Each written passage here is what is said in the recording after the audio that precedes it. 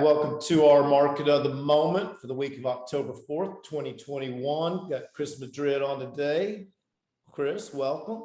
Hey, good to be here. Hey, man, glad to have you today. Chris and I are going to do our usual market update. He's got some interesting interest rate news. Going to talk just a little bit about why the interest rates may be ticking up a little bit. And we're going to look at the real estate market as usual. So we'll get started.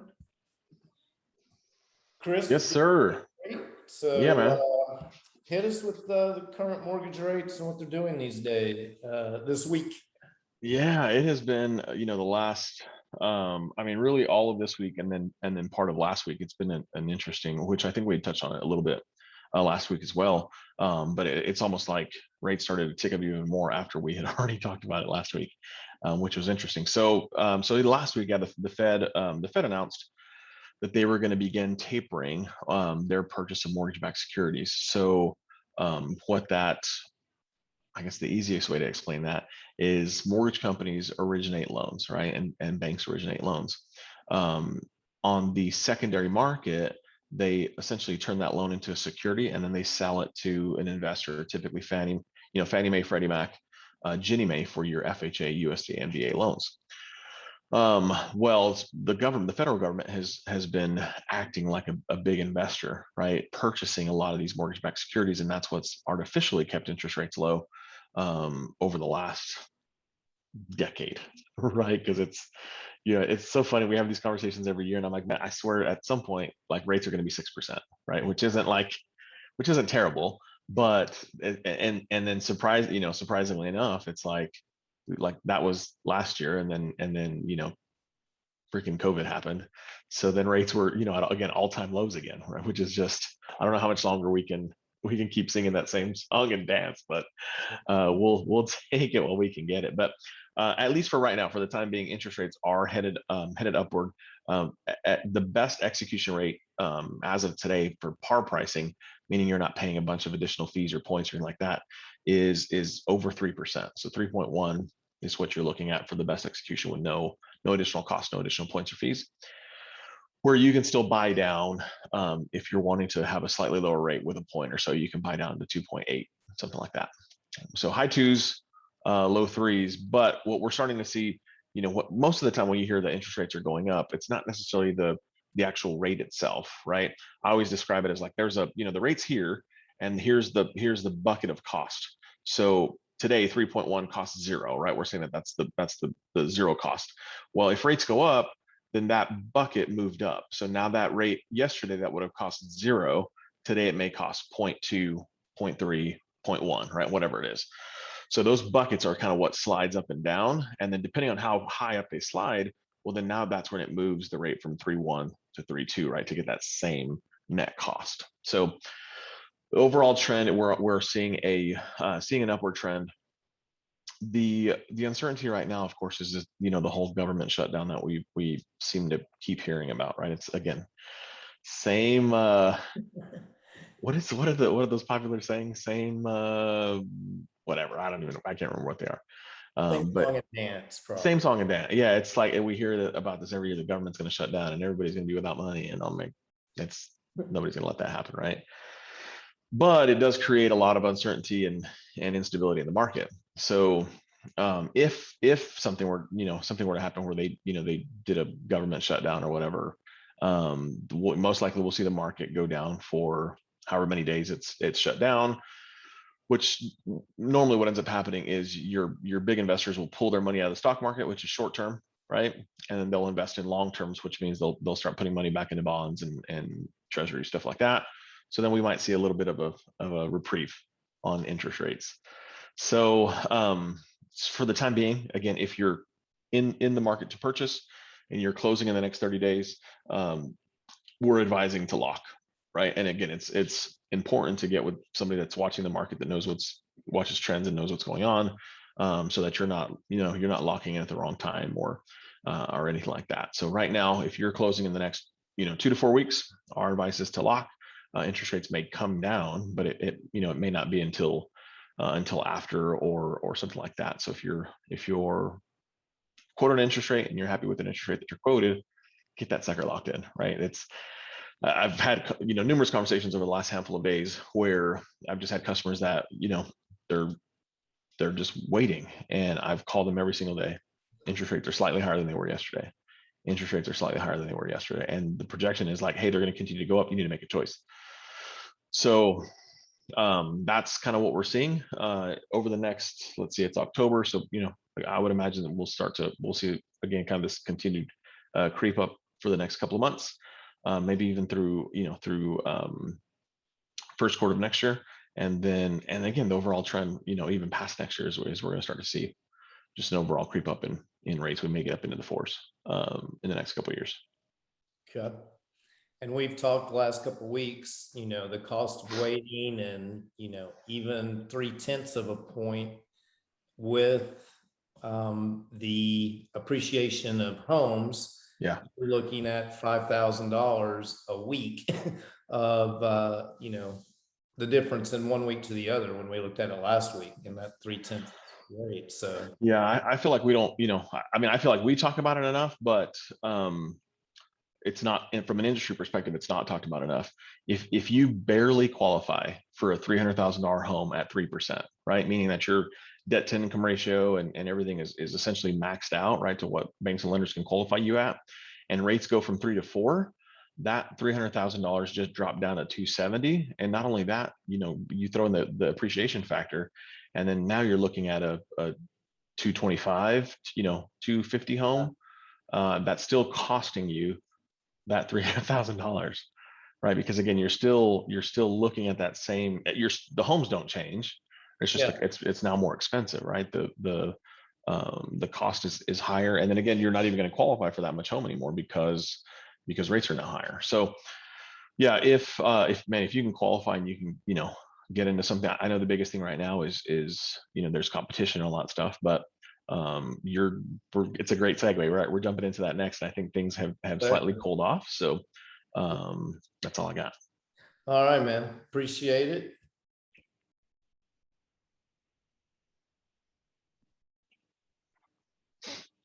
Just put yourself on mute. Thank you for bringing that up. Hear me now? All right, so we're going to get to the review of this week's real estate stats. As we look at this, remember, a healthy market is a 6-month supply of inventory. So our market in Collin County this week, remember, this is the week of starting Monday. So we try to do this on the tail end, get you ready for the weekend. If you're going out into the market looking, get in touch with Chris and I, Amy, and we'll get it taken care of. But Collin County, Chris and I was talking before we went on, we were looking at these numbers. These definitely are a little bit of a cooling of the market. And you always got to look at the market as if you're a buyer or a seller. So it might look one way if you're a seller, one way if you're a buyer. I'm just giving you the information. If you're a buyer, we'll look at it one way. Seller, we'll look at it another. So in Collin County, the sales price to the list price actually has dropped almost 2 percentage points just from last week. I think we were at 103.9 last week, so we're down to 102.2 over list. Since we started this, that's probably over a 3% drop in the last month and a half. I think we were at the 105.5 when we began this back in August. So definitely the market's cooling as far as what homes are selling for over the list price. Market days on market also ticking up a little bit, 1 day. So we're currently 7 days on market in Collin County, which is obviously very low. Days on market, if you don't know, is from the time the house goes on the market, say noon on a Thursday, that starts the clock ticking till the day a contract is executed. So 7 days, that's an average. So that means you might have some that are 14 and some that are under contract in 1 day. So anyway, 1 month supply, which is the same as last week's stat. So in Collin County, prices easing a little bit, supply not, days on market basically going up one. So if you're a buyer, obviously the sign is good that the cooling of prices. Seller, you better get on the market because these are dropping. Denton County, much the same story as Collin. As usual, these counties follow a lot of the same trending. You're at 101.9%. I didn't change my 3% of list there, so we're nearly 2% over list, not 3. That's down 1.4% from last week. So once again, a little bit of cooling on pricing and valuation. 7 days on market, once again, a day ticking up. And in Denton, you got a 1.1 month supply, which that is 1/10 of a month more than last week. Dallas County, 100.6%, just barely over list price. That's down almost 1/10 of a point from last week. You've got 10 days on market, which that's 2 days more. So a little bit of cooling there. And we're up to a 1.5 month supply in Dallas County. Remember, we usually talk about Dallas County. It's got a lot larger range of housing, pricing, condition. So and basically that explains probably a little bit more why your supply is higher, your days on market's higher, and your list price. And then Grayson County, once again, this is where the bargains are going to be right now. This is our more rural county, but getting more and more suburban every time I drive up that way. It seems like a little distance. So when we talk about Grayson, we're talking about Gunter, just north of Salina, just north of Collin County, Van Alstyne. Yeah. Those are some of the towns you're going to know. They're growing. Infrastructure is going out there. I noticed Gunter has their first stoplight now. So just went in a couple weeks ago. So that's a sign growth must be coming. Oh yeah. Have we clarified? Is that Gunter or Gunner? What's the official? Do we know? I don't know. I didn't know it was a debate. Is it Gunter? No idea. I don't know. They're the Tigers. They're the Tigers. So Gunner Tigers. So anyway, Grayson County, 98% of the list over asking, 2% under list price. That's dropped even a little bit from last week. 12 days on market and a 2-month supply, which is ticked up a little bit in Grayson County. Yeah, man. So yeah, that's it's when we first started doing this, I can't remember how many weeks ago, but it is interesting to see that not everything is 100% or over, right? Because that's typically what we're used to seeing. So and for the most part, Collin and Denton are there, but for Dallas and even Grayson, it's interesting seeing those go from, I think Grayson when we started was over 99%, right? And now it's kind of ticked. Yeah, exactly. So you're getting it less than list, which is not common in this area. Not common at all. So, and that's including newer homes and everything in Grayson County. A lot of your new construction starting to go on up there, which we'll be talking about here in a second. So next slide, I wanted to basically talk about, when I'm out and about in the community, people know I'm in real estate. So, they're always asking about the market, and everybody wants to sell, cash in that equity they've gained these last 2-3 years. But the question's always, where am I going to go? Am I going to spend this, my equity getting that next home? So Amy and I, we've got a plan. We've done this with many families, basically, to help you cash out your equity and look into new construction. A lot of new construction going on in that North Collin County area. Salina's got a lot of new additions going in, a lot of new construction at all price points. Got some 1.5 acre lots going in up there. I noticed. So, the plan would be to get you under contract in one of these new constructions, then get your home up for sale, find you temporary housing, and by the time your home is done in that 6 to 8 months, people are moving in with anywhere from $40,000-$70,000 of equity. So not only could you cash out 60 to 80,000 of equity, for a lot of people, that's a lot more if you've been in your home 10 years.